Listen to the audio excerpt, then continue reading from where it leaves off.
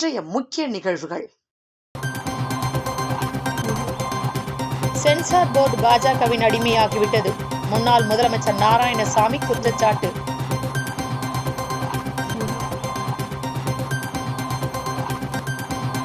பாறையில் சிக்கிய வலையை எடுக்க சென்ற மீனவர் கடலில் விழுந்து பலி. வைத்திக்குப்பத்தில் சோகம்.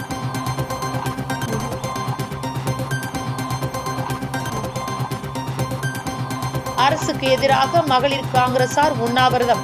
பெண்களுக்கு எதிரான வன்முறையை தடுக்க தவறியதற்கு கண்டனம்.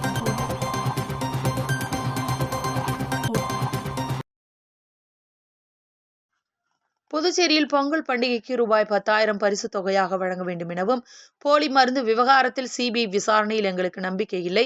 2026ஆம் ஆண்டு காங்கிரஸ் மீண்டும் ஆட்சிக்கு வந்தால் அமைச்சர், முதலமைச்சர், சபாநாயகர் அனைவரும் சிறையில் அடைப்போம். மேலும் சிபிஐ அமலாக்கத்துறை பாஜகவின் அடிமையாக உள்ள நிலையில் சென்சார் போர்டும் தற்போது பாஜகவின் அடிமையாக மாறிவிட்டது என முன்னாள் முதலமைச்சர் நாராயணசாமி தெரிவித்துள்ளார். புதுச்சேரி எல்லையம்மன் கோயில் வீதியில் உள்ள அவரது இல்லத்தில் செய்தியாளர்களை சந்தித்த முன்னாள் முதலமைச்சர் நாராயணசாமி, மோடி ஆட்சியில் ஊழலில் சிக்கியுள்ளது, அதிகார துஷ்பிரயோகத்தில் ஈடுபட்டு வருகின்றனர். எல்லா துறைகளையும் கட்டுப்பாட்டில் எடுத்துக் கொண்டுள்ள மோடியும் அமித்ஷாவும் சொல்வதை தான் கேட்கிறது. சிபிஐ அமலாக்கத்துறை பாஜகவின் அடிமையாக வேலை செய்கிறது. அமித்ஷாவின் சொல்படி கைப்பாவையாக இருந்து கொள்கிறது. சென்சார் போர்டு முழுக்க பாஜகவின் அடிமைத்துறையாகவே மாறிவிட்டது. மோடி ஆட்சியில் ஜனநாயகம் உருக்குலைந்து கிடக்கிறது. மத்தியிலும் மாநிலத்திலும் பாஜக ஆட்சி இருந்தால் பாலாறும் தேனாரும் ஓடும் என்று சொன்னார்கள். ஊழலும் அதிகார துஷ்பிரயோகம் தலைவிரித்து ஆடுகிறது. மோடியின் மறு உருவம்தான் ரங்கசாமி. அவர் பெரிய அண்ணன் என்றால் இவர் சிறிய அண்ணன். ஊழல் செய்வதில் இருவரும் சளைத்தவர்கள் அல்ல. பாஜகவின் அனைத்து அமைச்சர்களும் ஊழல் செய்கிறார்கள், ஆனால் வாயே திறப்பதில்லை என தெரிவித்தார். மேலும் போலி மருந்து வழக்கில் வெள்ளை அறிக்கை வெளியிடப்படும் என்று முதலமைச்சர் சொல்கிறார். எப்போது கொடுப்பார், எந்த தேதியில் வெளியாகும் என்பதை தெரிவிக்க வேண்டும். போலி மருந்து வழக்கில் குற்றம் சாட்டப்பட்ட அனைவரும் ஜாமீனில் விடுதலை செய்யப்பட்டுள்ளனர். ஆட்சியாளரின் ஆதரவில்லாமல் அவர்களுக்கு ஜாமீன் கிடைத்திருக்காது. எப்போது வெளியே வந்து ஆதாரங்களை அழிக்கும் முயற்சியில் ஈடுபட்டு வருகின்றனர். இதனை எதிர்த்து காங்கிரஸ் கட்சி நீதிமன்றத்தில் மேல்முறையீடு செய்யும். சிபிஐ விசாரணையில் எங்களுக்கு முழு நம்பிக்கை இல்லை. 2026ஆம் ஆண்டு காங்கிரஸ் மீண்டும் ஆட்சிக்கு வந்தால் அமைச்சர், முதலமைச்சர், சபாநாயகர் அனைவரும் சிறையில் அடைப்போம். தொடர்ந்து பேசிய அவர், பாஜக ஒரு டுபாகூர் கட்சி. ஏனென்றால் புதுச்சேரியில் பாஜகவினர் கூட்டணியில் உள்ள முதலமைச்சரை சந்தித்து பொங்கலுக்கு 5,000 கொடுக்க வேண்டுமென மனு கொடுத்துள்ளனர். மறுபக்கம் இதற்கு நிதி இல்லை என்று நிதித்துறை செயலகம் மறுத்துள்ளது. இப்படி இருக்கும்போது எப்படி 5,000 கொடுப்பார்கள்? ரங்கசாமி தொடர்ந்து அறிவிப்பு முதல்வராக மட்டுமே இருக்கிறார். ஆனால் பொங்கல் பண்டிகைக்கு மக்களுக்கு ரூபாய் 10,000 கொடுக்க வேண்டும் என அவர் தெரிவித்துள்ளார்.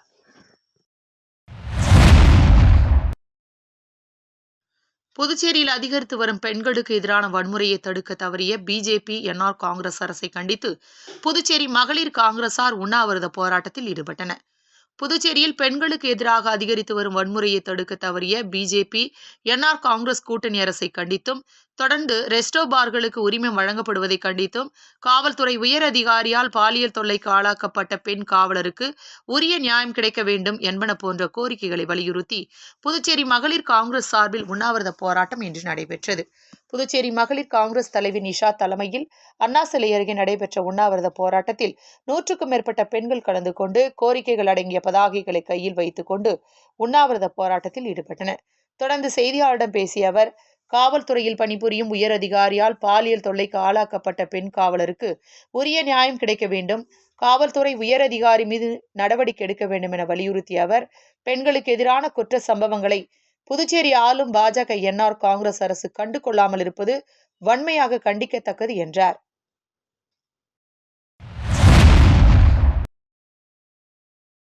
புதுச்சேரி வைத்திக்குப்பம் கடற்கரை பகுதியில் கொட்டப்பட்டிருந்த கற்களின் நடுவே சிக்கிய வலையை எடுக்க முயன்ற போது தடுக்கி கடலில் விழுந்து மீனவர் உயிரிழந்த சம்பவம் அப்பகுதியில் சோகத்தை ஏற்படுத்தியுள்ளது. புதுச்சேரி வைத்திக்குப்பம் சுனாமி குடியிருப்பில் வசித்து வந்தவர் செந்தில். இவருக்கு சரஸ்வதி என்கிற மனைவியும் 3 மகன்களும் உள்ளனர். மீன்பிடி தொழில் செய்து வந்த இவர் இன்று காலை அதே பகுதியில் உள்ள கடற்கரைக்கு சென்றுள்ளார். அப்போது அங்கே கொட்டப்பட்டிருந்த கற்களுக்கு நடுவில் அவரது வலை சிக்கியிருப்பதை கண்ட செந்தில் அதனை மீட்டெடுக்கும் முயற்சியில் ஈடுபட்டிருந்த போது எதிர்பாராத விதமாக நிலைத்தடுமாறி கடலில் விழுந்ததில் ராட்சத அலையில் சிக்கி கடலுக்குள் இழுத்துச் செல்லப்பட்டார். இதனை கண்ட அங்கிருந்த மீனவர்கள் உடனடியாக அவரை மீட்கும் முயற்சியில் ஈடுபட்டனர். ஆனால் அரை மணி நேர தேடுதலுக்கு பிறகு செந்திலை மீனவர்கள் சடலமாக மீட்டனர். தொடர்ந்து இச்சம்பவம் குறித்து முத்தியால்பேட்டை காவல் நிலையத்திற்கு அளிக்கப்பட்ட தகவலின் பேரில் சம்பவ இடத்திற்கு வந்த போலீசார் சடலமாக மீட்கப்பட்ட செந்திலின் உடலை கைப்பற்றி உடற்கூறு ஆய்வுக்காக கதிர்காமம் அரசு மருத்துவமனைக்கு அனுப்பி வைத்தனர். இதனை அடுத்து இச்சம்பவம் குறித்து வழக்கு பதிவு செய்த போலீசார் விசாரணை மேற்கொண்டு வருகின்றனர். மேலும் கடலில் தவறி மீனவர் உயிரிழந்த சம்பவம் அப்பகுதியில் பெரும் சோகத்தை ஏற்படுத்தியுள்ளது.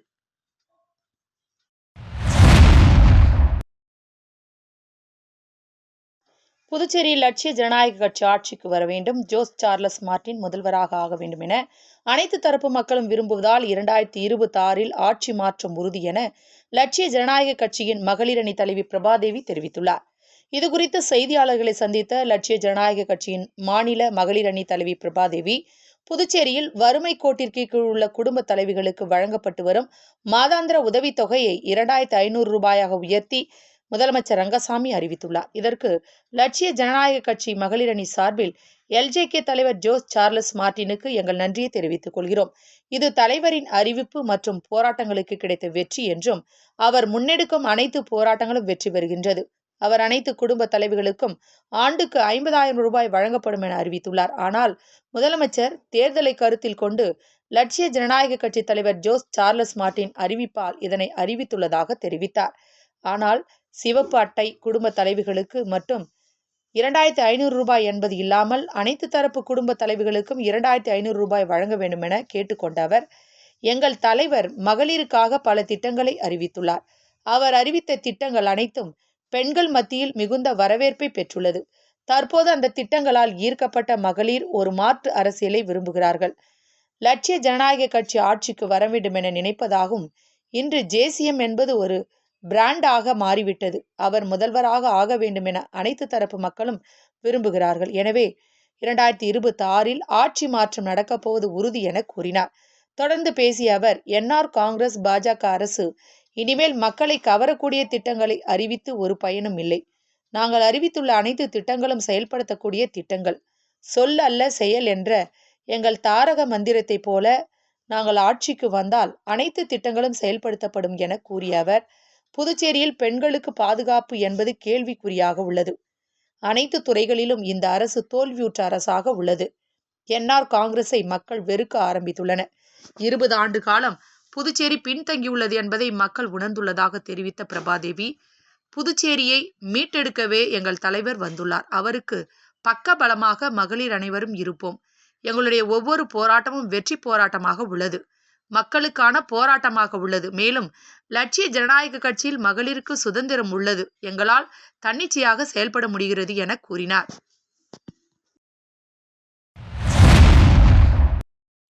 ஆண்கள் ஆடை விற்பனை துறையில் முன்னணி பிராண்டாக விளங்கும் மினிஸ்டர் ஒயிட் நிறுவனத்தின் தென்னிந்தியாவின் 59வது கிளை புதுச்சேரியில் திறக்கப்பட்டது. இந்த புதிய கடை அண்ணா சாலை, புதுச்சேரி போத்தீஸ் எதிரில் அமைந்துள்ளது.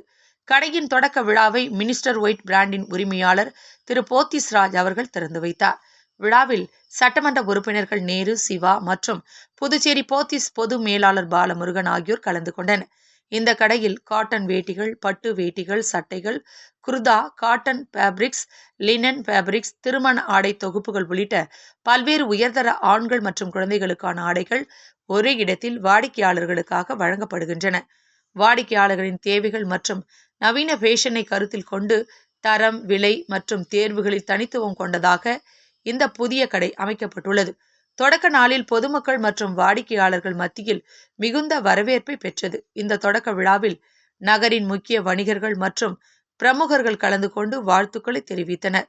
விழாவில் Muthu silk house Namachivayam, Ram silks Nataraj, Rajesh, Balaji, Appu, Venkatesh, Aravind, Venkatajalapathi, Rajendradas, Rajendran, VS home Sakthi, Saravanan, Shanmuga, readymade, Guhan, Shabnam, Asik Bhai, high fashion Ravi, VS traders Murugavel, MG wines Mani உள்ளிட்டோர் பங்கேற்று கடை நிர்வாகத்திற்கு வாழ்த்துக்களை தெரிவித்தனர். நிகழ்ச்சிக்கான ஏற்பாட்டினை மினிஸ்டர் ஒயிட், துணை பொது மேலாளர் துளசிராஜன் அவர்கள் மற்றும் ஊழியர்கள் செய்திருந்தனர். வில்லியனூர் சட்டமன்ற தொகுதிக்குட்பட்ட பல்வேறு இடங்களில் 2 கிலோ கோதுமை வழங்கும் நிகழ்ச்சியை எதிர்க்கட்சித் தலைவர் சட்டமன்ற உறுப்பினர் சிவா துவக்கி வைத்தார். புதுச்சேரியில் அனைத்து ரேஷன் கார்டுகளுக்கு மாதந்தோறும் தலா 2 கிலோ இலவச கோதுமை வழங்கும் திட்டம் துவக்கப்பட்டுள்ளது. மாநிலத்தில் சர்க்கரை நோயாளிகள் பயன்பெறும் வகையில் கோதுமை வழங்க வேண்டும் என்ற குரலும் சட்டசபையில் எதிரொலித்தது. அப்போது அனைத்து ரேஷன் கார்டுகளுக்கும் 2 கிலோ இலவச கோதுமை வழங்கப்படும் என முதலமைச்சர் ரங்கசாமி அறிவித்தார். அதனைத் தொடர்ந்து அனைத்து ரேஷன் கார்டுகளுக்கு தலா 2 கிலோ இலவச கோதுமை வழங்கும் திட்டம் துவங்கப்பட்டது. இத்திட்டமான புதுச்சேரி மாநிலத்தில் உள்ள அனைத்து தொகுதிகளிலும் வழங்கப்பட்டு வந்த நிலையில் இன்று வில்லியனூர் சட்டமன்ற தொகுதிக்குட்பட்ட கொம்பாக்கம், ஒதியம்பட்டு, உத்தரவாகினிப்பேட் ஆகிய பகுதிகளில் எதிர்க்கட்சித் தலைவர் சட்டமன்ற உறுப்பினர் சிவா இலவச கோதுமை வழங்கும் திட்டத்தை பொதுமக்களுக்கு வழங்கி தொடங்கி வைத்தார். இந்நிகழ்ச்சியில் திமுக பிரமுகர்கள், ஊர் பொதுமக்கள், கூட்டணி கட்சியினர் உட்பட திரளானோர் கலந்து கொண்டு நிகழ்ச்சியை சிறப்பித்தனர்.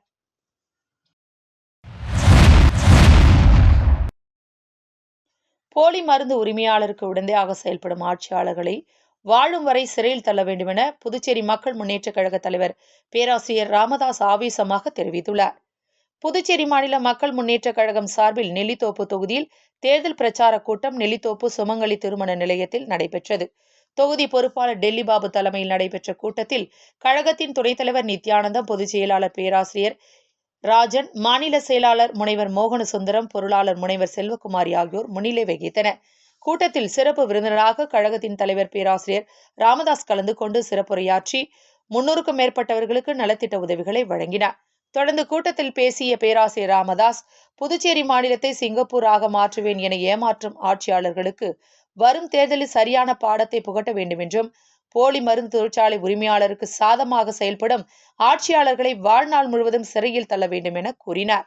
இந்த நிகழ்ச்சியில் ஆதி திராவிடர் அணி தலைவர் முருகையன், அரியாங்குப்பம் முன்னாள் கவுன்சிலர் தனஜெயன், காலாப்பட்டு தொகுதி பொறுப்பாளர் குமார், துணை செயலாளர் ரகு மற்றும் அனைத்து மாநில நிர்வாகிகள், செயற்குழு உறுப்பினர்கள், தொகுதி பொறுப்பாளர்கள் உட்பட பலர் கலந்து கொண்டனர்.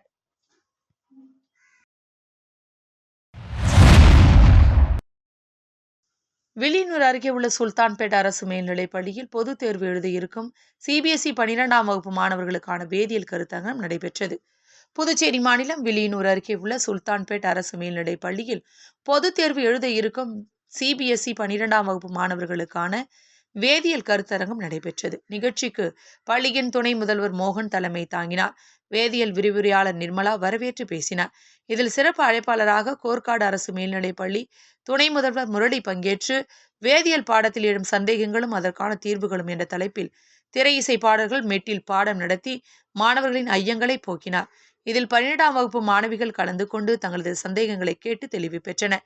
இதுகுறித்து மாணவிகள் கூறுகையில், இந்த வகுப்பு மிகவும் பயனுள்ளதாகவும் பொதுத் தேர்வு எழுத உத்வேகம் இருப்பதாக கூறினார். முன்னதாக சிறப்பு விருந்தினராக கலந்து கொண்ட கோர்க்காடு அரசு மேல்நிலைப் பள்ளி துணை முதல்வர் முரளி அவர்களுக்கு பள்ளியின் துணை முதல்வர் மோகன் பொன்னாடை அணிவித்து மரியாதை செய்தார். நிகழ்ச்சியின் இறுதியில் கணித விரிவுரையாளர் அனுசியா நன்றி கூறினார். புதுச்சேரி மாநில லட்சிய ஜனநாயக கட்சியின் நிறுவன தலைவர் ஜோஸ் சார்லஸ் மார்டின் ஆணைக்கிணங்க லட்சிய ஜனநாயக கட்சியினுடைய மண்டல பொதுச் செயலாளர் சேர்மன் சுரேஷ் மணவெளி சட்டமன்ற தொகுதிக்குட்பட்ட தானம்பாளையம் சப்தகிரி நகரில் மக்களை சந்தித்து அங்குள்ள குறைகளை கேட்டறிந்தார். மேலும் லட்சிய ஜனநாயக கட்சியின் தேர்தல் வாக்குறுதிகள் சம்பந்தமாக மக்களுக்கான அடிப்படை வசதிகள், சாலை, குடிநீர், மின் விநியோகம், மேலும் பெண்களுக்கான கல்வி, வேலை வாய்ப்பு, பொருளாதார மேம்பாடு, சமூக பாதுகாப்பு, சர்வதேச தரத்திலான கல்வியை மாணவர்களுக்கு வழங்குவது என்று பல்வேறு வாக்குறுதிகள் சம்பந்தமாக எடுத்துரைத்தார்.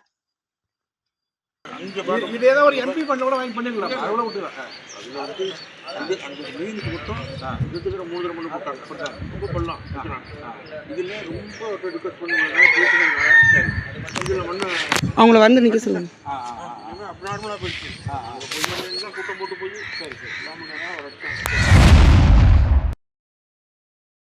ஊசுடு சட்டமன்ற தொகுதிக்கு உட்பட்ட தொண்டமானத்தம் மற்றும் கோபாலன் கடையில் பொங்கல் பரிசினை முன்னாள் சட்டமன்ற உறுப்பினர் கார்த்திகேயன் வீடு வீடாக சென்று பொதுமக்களுக்கு வழங்கினார். புதுச்சேரி மாநிலம் ஊசுடு சட்டமன்ற தொகுதி தொண்டமாநத்தம் மற்றும் கோபாலன்கடை கிராமத்தில் முன்னாள் சட்டமன்ற உறுப்பினர் கார்த்திகேயன் தலைமையில் பொங்கல் பரிசு வழங்கும் நிகழ்ச்சி நடைபெற்றது. இதில் முன்னாள் சட்டமன்ற உறுப்பினர் கார்த்திகேயன் கலந்து கொண்டு தொண்டமாநத்தம் கிராமத்தில் நேற்று வீடு வீடாக சென்று பொங்கல் பரிசினை வழங்கி பொங்கல் வாழ்த்து தெரிவித்தார். அதனைத் தொடர்ந்து இன்று காலை கோபாலன்கடை பகுதியில் சுவாமி தரிசனம் செய்து வீடு வீடாக சென்று பொங்கல் தொகுப்பினை காங்கிரஸ் பிரமுகர்கள் முன்னிலையில் பொதுமக்களுக்கு வழங்கினார். இந்நிகழ்ச்சியில் ஊசுடு தொகுதியின் காங்கிரஸ் பேரியக்கத்தின் வட்டார தலைவர்கள், ஊசுடு காங்கிரஸ் தலைவர், மாநில தலைவர்கள், அனைத்து தலைவர்கள், செயலாளர்கள் மற்றும் ஊசுடு தொகுதியை சார்ந்த காங்கிரஸ் கட்சி நிர்வாகிகள், பொதுமக்கள் திரளாக கலந்து கொண்டு விழாவினை சிறப்பித்தனர்.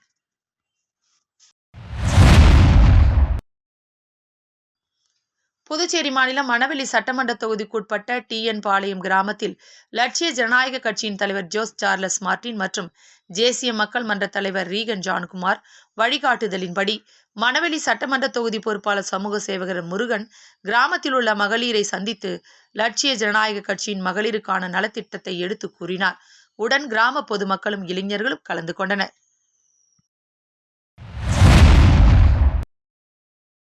சுவாமி விவேகானந்தின் 163வது பிறந்தநாளை முன்னிட்டு அகில பாரதிய வித்யார்த்தி பரிஷத் புதுச்சேரி நகர பிரிவும் கொலோ பாரத் புதுச்சேரி நகர பிரிவும் இணைந்து பெண்களுக்கான தற்காப்பு கலை பயிற்சி முகாமை புதுச்சேரியில் மிக சிறப்பாக நடத்தின.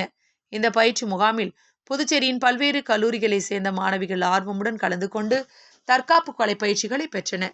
நிகழ்ச்சியின் சிறப்பு பயிற்றுனராக ஜோதி சிலம்பம் சைத்திரிய குருகுலத்தின் நிறுவனர் கிராண்ட் மாஸ்டர் டாக்டர் ஜோதி செந்தில்கண்ணன் கலந்து கொண்டு பெண்களுக்கான தற்காப்பு கலையின் முக்கியத்துவத்தையும் அவசியமான தற்காப்பு நுட்பங்களை மாணவிகளுக்கு விளக்கி பயிற்றுவித்தார். மேலும் தற்காப்பு கலை என்பது வெறும் உடற்பயிற்சி மட்டுமல்ல, அது ஒரு உயரிய கலை வடிவமாகும்.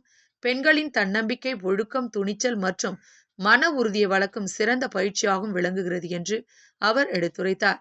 இந்த விழாவை மேலும் சிறப்பிக்கும் வகையில் மலேசியா நாட்டின் மத்திய அமைச்சர் யூபி டத்தோ சிவனேசன் ஆச்சலிங்கம், மதிப்புக்குரிய சட்டமன்ற உறுப்பினர் திருமதி பவானி மற்றும் திருமதி வசந்தி ஆகியோர் கலந்து கொண்டு பயிற்சியில் பங்கேற்ற மாணவிகளுக்கு தங்களது கரங்களால் சான்றிதழ்களை வழங்கி மாணவிகளை ஊக்குவித்தனர். இந்த நிகழ்ச்சியில் நகர செயலாளர் கிருஷ்ணா, நகர இணை செயலாளர் அனுப்பிரியா, வில்லியனூர் செயலாளர் விமலா, நகர துணைத் தலைவர் டாக்டர் உதயா சூரியன் மற்றும் கொலோ பாரத் புதுச்சேரி நகர பிரமுகர் டாக்டர் தனலட்சுமி ஆகியோர் ஒருங்கிணைப்பில் சிறப்பாக நடைபெற்றது. பெண்களுக்கு தன்னம்பிக்கையும் தற்காப்பு திறனையும் வழங்கும் நோக்கில் நடத்தப்பட்ட இந்த பயிற்சி முகாம் அனைவரின் பாராட்டையும் பெற்றது.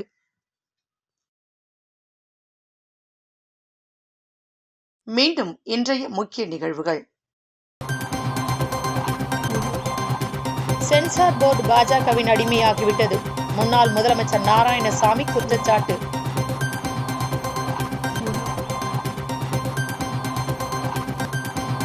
பாறையில் சிக்கிய வலையை எடுக்க சென்ற மீனவர் கடலில் விழுந்து பலி. வைத்திக்குப்பத்தில் சோகம்.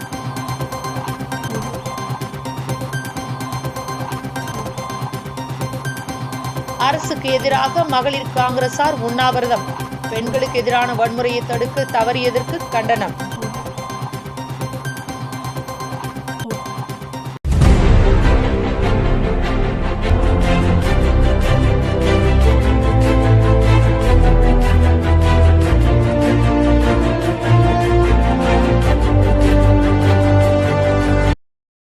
செய்திகளை உடனுக்குடன் தெரிந்து கொள்ள ஆஸ்கார் யூடியூப் சேனலை சப்ஸ்கிரைப் செய்யவும்.